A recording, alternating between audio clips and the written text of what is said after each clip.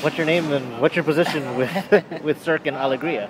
My name is Mike Newnum. I'm the assistant production manager for Cirque Du Soleil's Alegría show. Okay.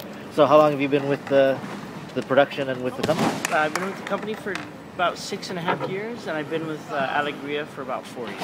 Wow. Okay. I was there for 2.5 years in the Big Top, and another 1.5 years with the arena tour. So one of the things that I know is really distinct about Alegría is one of the earlier shows that really made Cirque what it is that it bridged that transition from the Big Top to other venues like arenas and stuff and such. But so now you're doing both. What was the presentation or setup that you did before this one, before coming here? Well, we only do arenas with this show. Arenas. Yep. Okay. So they did a Big Top for 15 years, and so we just have a kit of show basically that does one or the other. Okay. So basically we've retired the Big Top. Oh. Okay. And we only do the arena. So we only have one show of everything. So we don't have like 2 Corteos or 2 Saltimbancos or 2. So we only have one of each, and that what keeps it unique as well. Sure. You know. Sure. So there's only one on the entire planet. All right. So that's pretty cool. So with the arena, right before we were in the state of Washington. Okay. So we did Spokane and Seattle. Very cool. So whatnot. But, and you take the same equipment. It's like it's all perfectly coordinated into trailer containers and stuff. Yep. So when we're in to get it to here, we had to put everything in the shipping containers, and we unloaded it. And we got to keep it there to the airport, and then after that we go back to our regular semis back on the mainland. So how many is that? Do you have a basic idea? Yeah, we have 18 semis on the mainland, and here we've cut down a bit just to save costs and whatnot. But we're just talking about today 20 or 21 containers that we've condensed everything to. We've definitely left some stuff, about a trailer and a half worth in the mainland of stuff that we'll not put up with for 3 weeks while we're in Hawaii. Right. So this production right now here would be the same one though that you would go to Europe with, or for sure. Yep, without a doubt, it'll be the exact same thing. There won't be anything different. So what are your responsibilities? They're pretty wide ranging, but when someone's sitting down to watch the show, what do they say? That's what Mike does. Well, I'm the main liaison between the arena and the show. Okay. So basically, a lot of my work is before we arrive, and then once we arrive, I'm the one who just I'm the glue in between everything. So I just kind of make sure that the arena is ready for us and that we're ready for them. And then getting up until the first show in there, just making sure that everybody has what they need, from a wheelchair for our physio to the local labor that we have to catering and everything in between. Well, I know every venue is completely different. Is there any specific characteristics about the Blaisdell Arena that you have to focus on or adjust around specifically? Yeah, it's pretty much different than any other arena that we've hit so far. Yeah. So because it's unique, like in its weather and everything, we're able to do things differently as well. So we never have our catering outside. Like it's very, very rare that we do that. But because of your climate and everything's pretty much steady every day, whatnot, we're able to do that. And plus, it's pretty small, so we don't have a place to do it inside either. So this is a smaller arena that you. Yeah, for sure. Well, it's smaller, like where the audience is. It's pretty normal size, but what's backstage is really small. You know what I mean? A lot of times there's a whole underworld where risers and chairs and offices and merchandise and food and beverage and all that is, and that just isn't here. So in terms of like we saw, they took the scoreboard down from inside the arena. I mean.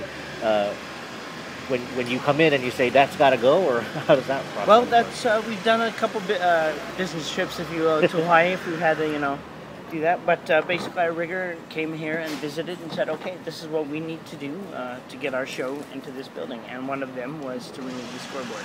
Another thing, we've had to drill holes into the ceiling because all of the steel that we're connecting our show to is hung from is actually above that black dome. So actually, where all of those chains that are going through there are actually connected to a whole nother structure above that. And that structure is part of this structure. Yeah, it's part of the roof system of that. It's just what is in between that roof structure and where our stuff is another structure. Now, is that a difficult conversation to have? We'd like to put some holes here. Well, they're used to it, I think. Well, I hope so. Anyways, we did it. But no, we worked with them and we came up with that. And it's a black roof, and then we've made it look professional and whatnot as well. So, What are the power requirements of of a show like this? And specifically, Hawaii is, I would imagine, is pretty good. But when you're somewhere that might have a different current, I mean, how do you adapt for that? Well, so far in North America and where we've been, everything is the same. And then we're going to get some different equipment when we go to Europe and whatnot. So, I mean, we have, our audio and lighting requirements. We need 800 amp three-phase, pretty much. So, and that's with automation, our lighting, our motor control, and our audio. And then we need lots of little plugs, for catering or, blow dryer, our washing machines, because we carry 5 washers and 3 dryers. Every costume gets washed before every show.